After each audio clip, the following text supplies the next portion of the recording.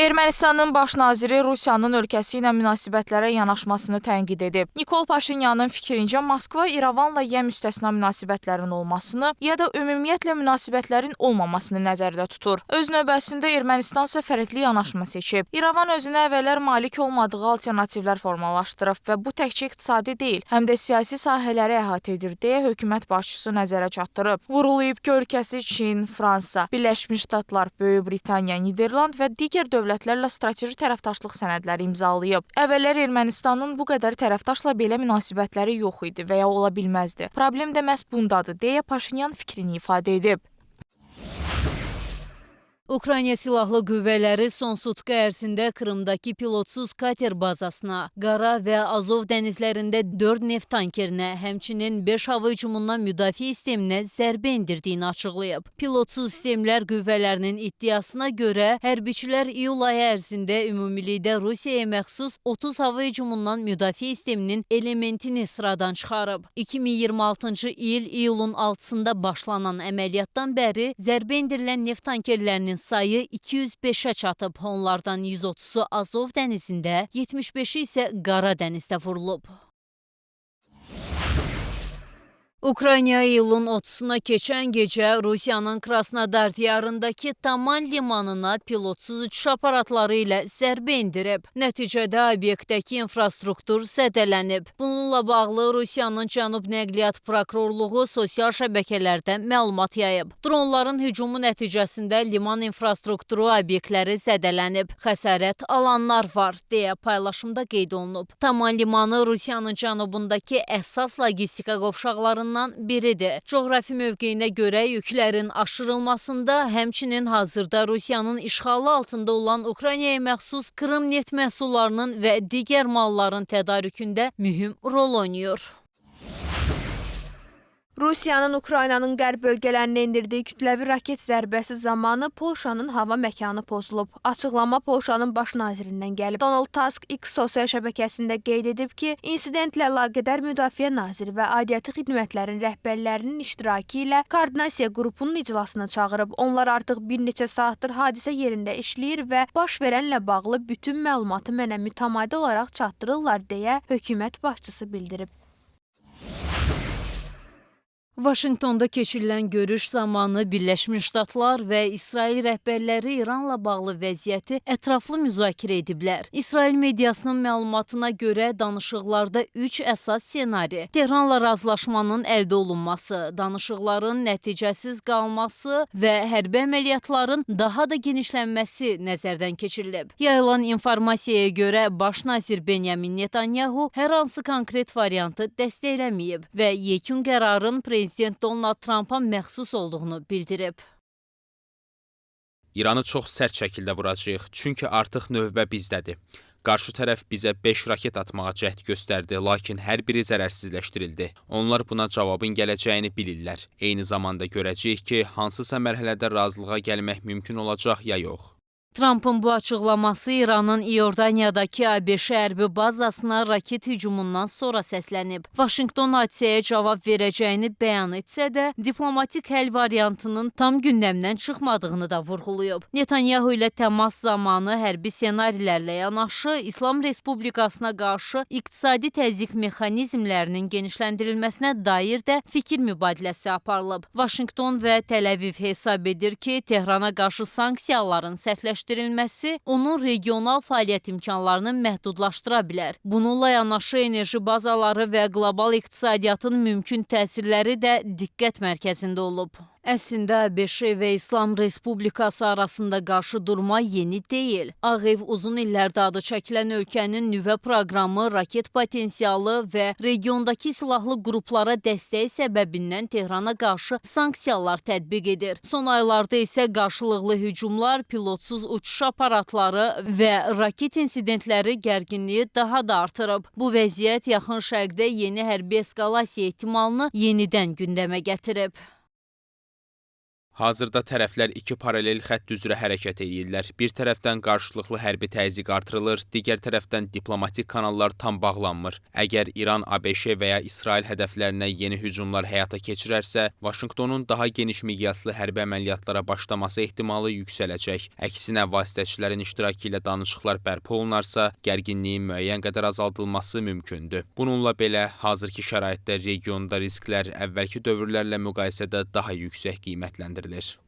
Ağ Ev rəhbəri çıxışında Misrin Dimyat limanında ölkəsinə məxsus mayeləşdirilən təbii qaz tankerinə pilotsuz uçuş aparatı ilə hücuma da münasibət bildirib. O, hadisənin əvvəlki insidentlərin davamı olduğunu desə də, vəziyyətin nəzarətdə saxlanıldığını vurğulayıb. Tramp həmçinin İranın Pekindən yüzlərlə daşına bilən hava hücumundan müdafiə sistemi alacağı barədə iddialara da toxunub. Tramp bildirib ki, Çin sədri Xi Jinping bu məsələdə iştirak etməyəcəyinə dair ona təminat verib.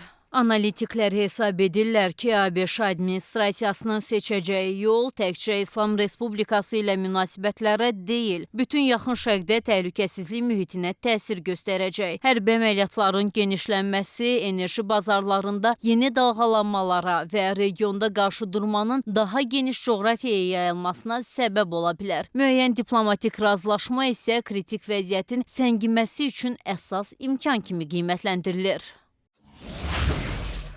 Prezident Donald Trumpın qarşı tərəfə cavab veriləcək bəyanatının ardından İranın bir neçə bölgəsində, xüsusilə cənub hissəsində partlayış səsləri eşidilib. Hörmüzqan vilayətinin rəsmisi Əhməd Nəfisi açıqlama verib ki, ABŞ-nin avia zərbələri nəticəsində Geşim adasında bir ailənin 3 üzvü ölüb. Onun sözlərinə görə Geşim şəhərinin Çantəngü məhəlləsində yerləşən yaşayış evinin dağıntıları altında ata, ana və bir uşaq meyidi çıxarılıb. Ailənin daha 2 övladı hadisənin ilk dəqiqələrində yaralı halda xilas edilərək müalicə üçün tibb müəssisəsinə yerləşdirilib. Əhməd Nəfisi axtarış, xilas etmə və dağıntıların təmizlənməsi işlərinin başa çatdırıldığını vurğulayıb. Dağıntılar altında qalan bütün şəxslər aşkar edilərək çıxarılıb. Bununla yanaşı bu şəhərdə də partlayışlar baş verib. Həmçinin liman şəhəri olan Bəndər Abbasda 2 partlayış olduğu deyilir. Bundan başqa Xuzistan vilayətinin Əhvaz, Şadegan, Arvəndkənar və Abadan şəhərlərindəki bir neçə məntəqədə ABŞ zərbələri qeydə alınıb. ABŞ İran Kəşfiyyat Nazirliyinin Əhvaz şəhərindəki bölməsinə hücum həyata keçirib. Nəticədə 4 nəfər ölüb, 5 şəxsə yaralanıb. Xuzistan əyaləti qubernatorunun təhlükəsizlik və hüquq mühafizə orqanları xidmətinin rəis müavini Vəliullah Həyatinin sözlərinə görə əyalətin bəzi rayonları, o cümlədən Abadan, Şadegan və Ərvəndkənar şəhərləri də raket atəşinə məruz qalıb. O, hadisənin miqyasını araşdırdığını bildirib. Nəzərə çatdırılıb ki, təfərrüat mümkün zərərin miqyası barədə əlavə informasiyanı rəsmi orqanlar daha sonra təqdim edəcəklər. ABŞ silahlı qüvvələrinin yaxın şərqdəki obyektlərinə zərbələr endiriləcək. Xəbərdarlıq İslam İnqilabı Keşikçiləri Korpusundan gəlib. Sepahın bəyanatında həmçinin İranın rəqiblərinə dəstək verən region dövlətlərinə siqnal ötürülüb. Öz siyasətlərini dəyişməsələr Tehranın sərt cavabı ilə üzləşəcəklər, deyə açıqlamada vurğulanıb. Bundan əlavə, hərbi qurum ötən gecə 2 neft tankerinin ABŞ aviasiyasının dəstəyi ilə Hörmüz boğazının cənubundakı marşrutla keçməyə cəhd etdiyini, lakin bunun qarşısının alındığını bildirib. Xatırladılıb ki, Hörmüz boğazı İslam Respublikası hərbi dəniz qüvvələrinin tam nəzarəti altındadır. Regionda dəniz daşımalarına ABŞ tərəfindən təhdidlər və müdaxilələr davam etdiyi müddətcə boğaz açıla bilməz. Pakistan Xarici İşlər Nazirliyi açıqlama yayıb ki, Birləşmiş Ştatlar və İran arasında gərginliyin azaldılması və xüsusilə Hörmüz boğazında sabitliyin bərpası məqsədi ilə danışıqlar davam edir. Xarici Siyasət Orqanının mətbuat katibi Tahir Andrabi brifinqdə bu barədə danışıb. Bütün tərəfləri yenidən İslamabad memorandumu çərçivəsində danışıqlara qaytarmaq üçün əlimizdən gələni edirik, deyə rəsmi diqqətə çatdırıb. Onun sözlərinə görə Pakistan tərəfləri memorandum çərçivəsində texniki danışıqların keçirilməsi ilə bağlı üzərlərinə götürdüyü öhdəliklərə tam əməl etməyə çağırır.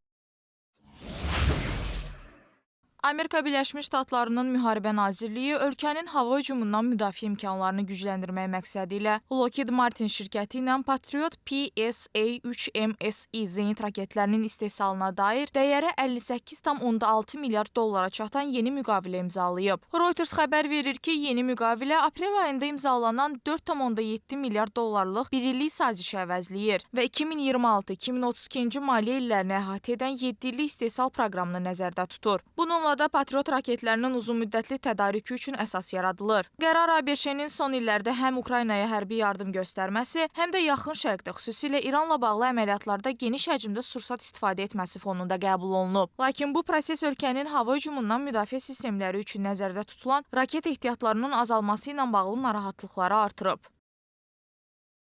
Ukrayna və Yaxın Şərqdə baş verən hadisələr göstərdi ki, hava hücumundan müdafiə sistemləri müasir müharibələrdə əsas üstünlük vasitələrindən biridir. PAC-3 MSI raketlərinə tələbat çox yüksəkdir. Bu sistemlər imkanları, etibarlılığı və uzunmüddətli istifadəyə yararlılığı ilə seçilir. Lakin əsas diqqət çəkən məqam ondan ibarətdir ki, müasir döyüşlərdə daha ucuz pilotsuz uçuş aparatları və digər vasitələrdən də istifadə artır. Buna görə də ordular həm yüksək imkanlı, həm də daha münasib qiymətli müdafiə həllərinə ehtiyac duyurlar. İmzalanan sənəd çərçivəsində Lockheed Martin 2030-cu ilin sonunadək PAC-3 MSI raketlərinin istehsal gücünü 3 dəfə artırmağı planlaşdırır. Korporasiya bunun üçün Birləşmiş Ştatlarda yerləşən 20-dən çox istehsal müəssisəsinin modernləşdirilməsinə 8-9 milyard dollar sərmayə yatıracağını açıqlayıb. Eyni zamanda Arkansas ştatının Camden şəhərindəki zavodda işçi sayının təxminən 1200 nəfərdən 1850 nəfərə çatdırılması nəzərdə tutulur. PAC-3 MSI raketləri Patriot hava hücumundan müdafiə sisteminin ən müasir zenit raketlərindən hesab olunur. Onlar ballistik və qanadlı raketlərin, həmçinin döyüş təyyarələrinin zərərsizləşdirilməsi üçün istifadə edilir. Çoxillik satın alma müqavilələri müdafiə sənayesinə istehsal gücünü genişləndirmək üçün daha sabit maliyyə perspektivi yaradır. Bu şirkətlərə yeni avadanlıqlara sərmayə qoymağa, işçi qüvvəsini artırmağa və tədarük zəncirini gücləndirməyə imkan verir. Lakin istehsalın planlaşdırılan səviyyəyə çatması üçün Konqresin müvafiq maliyyələşdirməni təsdiqləməsi vacibdir. Pentaqon paralel olaraq digər strateji sursatların istehsalını da artırmağa çalışır. Məlumata görə RTX şirkəti ilə də Tomahawk qanadlı raketlərin istehsal həcminin gələcəkdə ildə təxminən 1000 ədədə çatdırılmasını nəzərdə tutan çərçivə razılaşması hazırlanıb. Vaşinqtonda yerləşən Strateji və Beynəlxalq Araşdırmalar Mərkəzinin məlumatına görə ABŞ ordusunun arsenalında 1000-dən az Patriot və yüksək hündürlükdə ballistik raketlərə qarşı müdafiə sistemləri üçün 250-dən az raket ehtiyatı qalıb. Hər iki sistem son aylarda Yaxın Şərqdə geniş istifadə olunub. Fransanın cənub-qərbində Lanton şəhəri yaxınlığında baş verən geniş miqyaslı meşə yanğınlarının söndürülməsinə fermerlər, yerli sakinlər və sahibkarlar da qoşulub. Könüllülər meşəyə böyük su çənləri daşıyaraq alovun yenidən alışdığı nöqtələri əl alətləri ilə söndürməyə çalışıblar. Onlar eyni zamanda yanğın söndürmə briqadalarını su ilə təmin ediblər. Yerli media xəbər verir ki, bölgədə 10 minlərlə hektar ərazi yanıb. Arkason körfəzi ətrafındakı yaşayış məntəqələrində kütləvi təxliyələr həyata keçirilib. Yanğın və xilas etmə xidmətinin kommunikasiya rəhbəri fermerlərin göstərdiyi dəstəyin əməliyyatlara müsbət təsir göstərdiyini bildirib. Məlumata əsasən yanğın iyulun 22-sində Saumos yaxınlığında başlayıb və daha sonra Arkason körfəzinin şimalındakı yaşayış məntəqələrinə doğru yayılıb. Alov indiyədək 42 min hektar ərazini külə döndərib. İspaniyanın şimalında Aragon bölgəsində baş verən meşə yanğınının miqyası dronlarla çəkilən görüntülərdə daha aydın görünür. Kadrlarda Saragossa vilayətinin Ores yaşayış məntəqəsi yaxınlığında alovun geniş ərazi boyunca yayıldığı əks olunub. İspaniya Mülki Qvardiyası gecə saatlarında termal kameralarla təchiz edilən dronlardan istifadə edərək yüksək temperaturun müşahidə olunduğu nöqtələri dəqiq müəyyənləşdirə bilib. Eləcədən yanğının xəritəsini hazırlayıb və yanğın söndürmə qruplarının əməliyyatlarını təhlükəsiz şəkildə planlaşdırmasına dəstək verib. Yanğın iyulun 15-də Saragossa vilayətində Ores yaxınlığında başlayıb. Küləyin istiqamətinin dəyişməsi alovun sürətlə geniş əraziyə yayılmasına səbəb olub. Sakinlər evlərini tərk etməyə məcbur qalıblar. Alov təxminən 15.700 hektar ərazini məhv edib.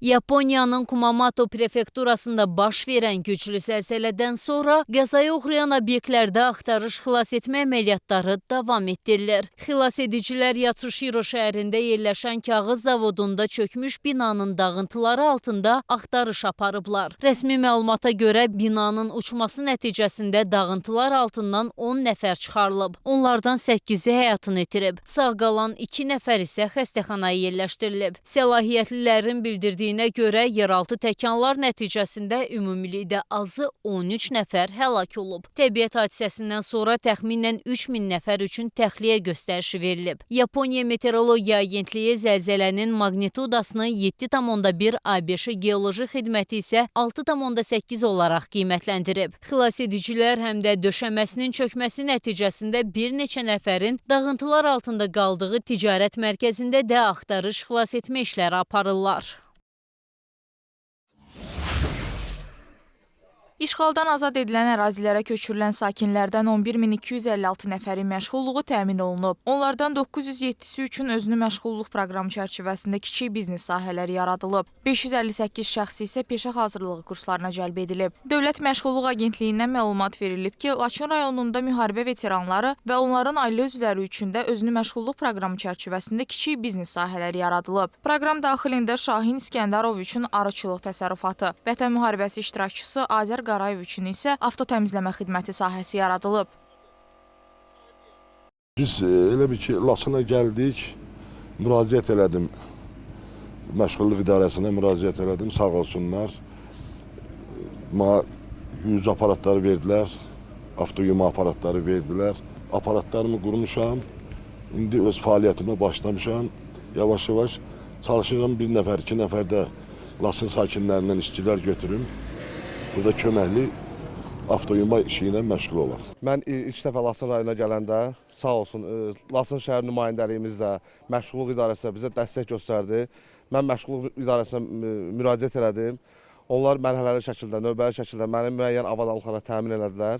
İlk öncə mən burada fəaliyyətə başlayanda xırda sahibkarım, belə deyim, bir mən, bir nəfər də işçi heyətim var idi. İndi hal-hazırda Allaha şükür personal 9 nəfərdən ibarətdir. Burada Laçın sakinlərinə, gələn qonaqlarımıza, turistlərimizə xidmət eləmək bizim üçün həqiqətən qürur vericidir. Bakı şəhəri üzrə təhsil idarəsinin tabeliyində fəaliyyət göstərən ümumi təhsil müəssisələrinin məktəbə hazırlıq qruplarına 16694 uşaq elektron qeydiyyatdan keçib. Qeydiyyatdan keçən uşaqlardan 12681 nəfəri üçün aktiv sorğu yerləşdirilib. İdarənin ümumi təhsil müəssisələrinə sənədlərin təqdim olunması isə sentyabrın 1-dən 30-una dək həyata keçiriləcək. Məktəbə hazırlıq qruplarına qeydiyyat məktəbəqəbul.edu.az elektron sistemi vasitəsilə aparılır. Azərbaycan bölməsi üzrə məktəb və müəllim seçimi iyulun 21-dən, tədris digər dillərdə aparılan bölmələr üzrə isə iyulun 22-sindən aktivləşdirilib. Məktəbə hazırlıq qruplarına 2021-ci il təvəllüdlü, cari ildə 5 yaşı tamam olan uşaqlar qəbul edilirlər. Qrupların yaradılmasında məqsəd 5 yaşlı uşaqların psixoloji dayanıqlılığının artırılması, onların ünsiyyət və birgə fəaliyyət bacarıqlarının inkişaf etdirilməsi, həmçinin təhsil mühitinə uyğunlaşdırılmasıdır. Hazırda Bakı-Abşeron yarımadasında mülayim küləkli hava şəraiti müşahidə edilir. Hazırda Bakı-Abşeron yarımadasında 29 dərəcə isti müşahidə olunur. Sabah hava necə olacaq? İyulun son günündə gözlənilən hava şəraiti ilə bağlı da məlumat verilib. Belə ki, Milli Hidrometeorologiya Xidmətindən verilən məlumata görə sabah ölkə ərazisində, xüsusilə Bakı-Abşeron yarımadasında havanın yağmursuz keçəcəyi gözlənilir. Arabir şiddətlənən şimal-qərb küləyi gündüz saatlarında şimal-şərq küləyindən əvəz olunacaq. Nisbi rütubət gecə 70-75%, gündüz 50-55% arasında dəyişəcək. Havanın temperaturu gecə 22-25 dərəcə, gündüz 29-33 dərəcə aralığında olacaq. Regionlarımızda hava necə olacaq iyulun son günündə? Bu barədə də məlumat var Milli Hidrometeorologiya Xidmətindən. Belə ki, sabah regionlarımızda havanın əsasən yağmursuz keçəcəyi gözlənilir. Lakin bəzi dağlıq dağ ətəyi regionlarımızda havanın dumanlı olacağı gözlənilir. Şimşək çaxacağı ehtimalı var. Yağmur bəzi ərazilərimizdə intensiv keçəcək. Havanın temperaturu gecə regionlarımızda 22-27 dərəcə, gündüz 34-38 dərəcə olacaq. Eyni zamanda mülayim şərq küləyi əsəcək. Bundan əlavə dağlıq dağətər regionlarımızda havanın temperaturu gecə 15-20 dərəcə isti, gündüz isə 23-28 dərəcə aralığında dəyişəcək.